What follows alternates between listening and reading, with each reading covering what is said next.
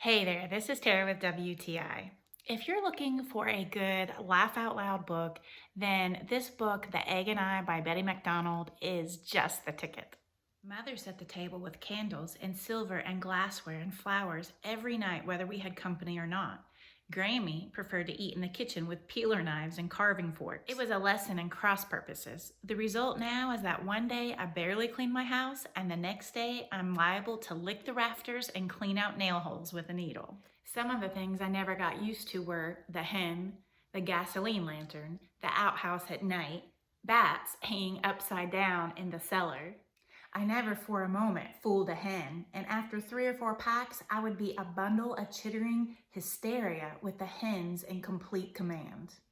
I imagine that with lights and running water in the chicken houses, we wouldn't have to get up until about 7:30 or 8. Oh, that won't make any difference, Bob said.